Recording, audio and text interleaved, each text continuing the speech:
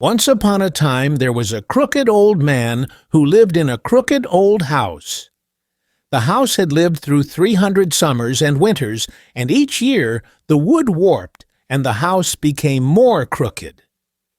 The old man had not been crooked when he moved in there, but just as the moisture warped the wood, the house warped the man.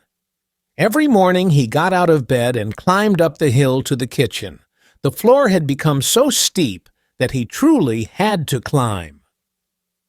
He took 2 sharp hooks and pushed them into the floor and pulled himself up the hill.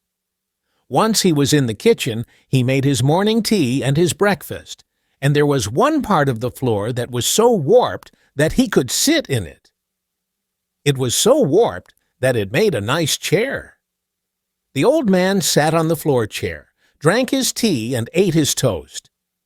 Afterward, he went to the bathroom. In order to get there, he went to the edge of the kitchen, put the climbing hooks in his pocket, and rode a zipline down to the end of the corridor. In the past, he had rolled down the hill, but after hurting himself badly one time, he installed the zipline. A few times, he had forgotten his hooks in the kitchen, and then it was awful because he would have to climb the corridor with his hands. He remembered one particularly bad occasion when he was hungry, and it took him almost an hour to reach the kitchen. After that, he bought a spare pair of hooks, which he kept in his bedroom, just in case. The bathroom was not as warped as the rest of the house, but it was the moistest part of it. When he walked into the bathroom, it was like walking into a jungle. At first, mushrooms grew in there.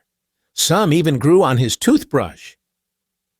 He made sure to wash them off before brushing his teeth, and it really wasn't much of a problem. Then other things started to grow, ferns and tropical plants. One day, he found a frog hiding in one of the ferns. Eventually, the drain stopped working. When the old man showered, the water took a very long time to drain, and finally, it stopped draining completely.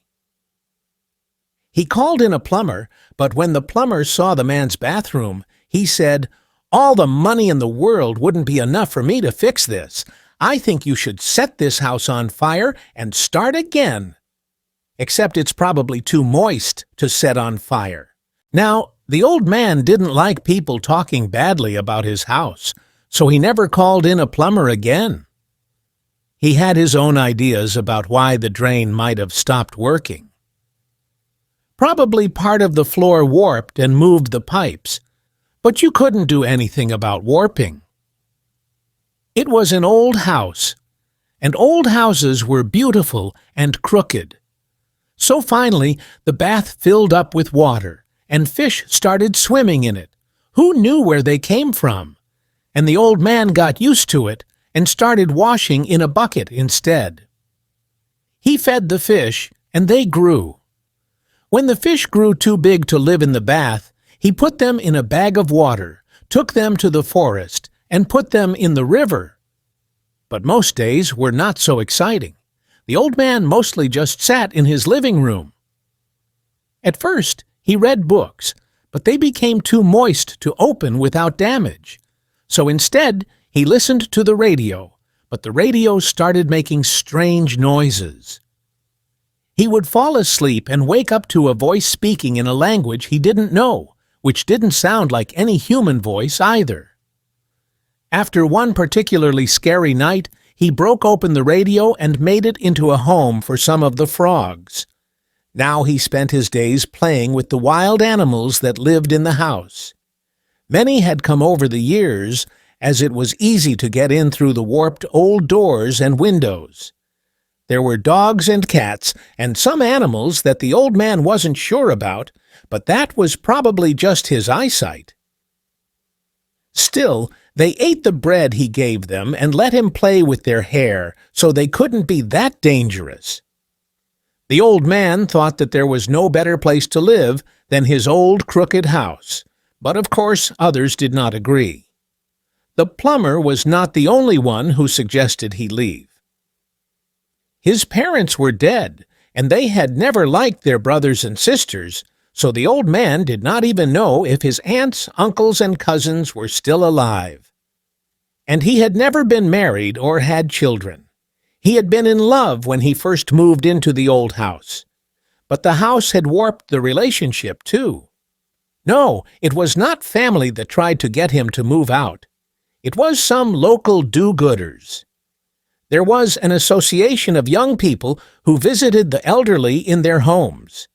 The old man had never been interested in such associations. He didn't like to think of himself as elderly.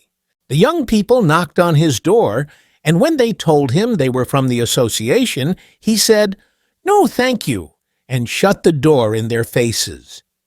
This didn't work so well, though, because the door was warped and didn't shut properly. The young people from the association came knocking several times, and each time the old man shut the door in their face. But one day they brought a carrot cake in a tin. And it just so happened that the old man needed a new tin. All his old tins had become warped, like the house. He wasn't interested in the cake, of course. He could bake anything better than these young people. Though recently he mostly cooked the fish that grew in the bathroom. But that tin! He wanted that tin. So he allowed them inside. At first, they pretended to find the house charming and said all sorts of things like, "It's so interesting how the floor goes up here," and "a zip line indoors." Wow, that's fun. Oh, he invited them into the kitchen for tea, but when they saw the climb, they said that was quite all right. "All right, then," said the old man. Then he tied the cake tin around himself, took the climbing hooks off the wall, and started to climb. The next time the young people from the association visited, they didn't pretend to like the place. Instead, they said things like, "Are you really comfortable here?" And, "You know, there are homes you could live in with other people, and they cook and clean for you." "No, thank you," said the old man, grabbing the tin of chocolate cake they had brought. He hated to admit it, but their carrot cake had been very good. "If that's all you have to say, then don't come round here again." He thought for a moment. "Actually, you can bring cake. Just leave it by the door." "Oh, no," said the young people. "We do love visiting you. Why don't we sit and have a cup of tea?" So they pretended to be comfortable on the sofa, surrounded by all the wild animals. It was very hard for them to pretend because the floor under the sofa was so warped that they kept falling off. After that, the young people from the association stopped coming around. The old man thought it was a shame because he really liked their cake. But as long as he had the energy to climb up to the kitchen, he could certainly bake his own cakes, and he had 2 nice new tins to put the cake in. Though recently he had lost the energy to cook much. Instead, he just ate the mushrooms that grew in the bathroom. He didn't even have to climb up to the kitchen for that. One day, as the old man was ziplining down from the kitchen, the zip line broke. Snap! He fell to the floor and rolled all the way to the bottom of the hill. The house started to shake, and the climbing hooks fell off the wall with a clang. The wild animals made horrible noises, and the fish in the bath tried to jump out of the water. In the sitting room, the sofa fell and rolled across the floor. And the old man couldn't get up. He had hurt himself in the fall, but more than that, he simply didn't want to. He was cold, and it was moist, and hadn't he done enough in this life? So he lay down on the floor and let the house take him. The ferns from the bathroom slowly climbed over and wrapped their fingers around him. The moisture poured down the walls and made a pool until only his face was above the water.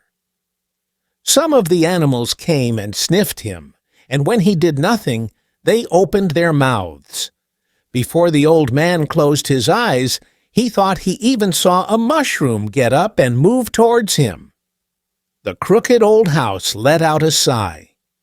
300 summers and winters were more than enough. The bones of the house started to break, and then in a few seconds, the whole thing came down. The ceilings fell, the water rose, and before people outside knew what was happening, the ground had eaten the whole place up. For years afterward, people spoke of the crooked old man who lived in the crooked old house. Although people searched for months, nobody could find the body. Some of the animals were rescued, although they weren't very friendly to the humans who saved them, and the walls, doors, plants, and furniture mixed into the earth. 100 summers and 100 winters later, when people had long forgotten about the crooked old house, something moved in the wet earth. Nobody was watching, so nobody noticed it. But if someone had looked very closely, they would have seen something small push out of the ground. It was a tiny wooden door, opening in the spring like a new flower.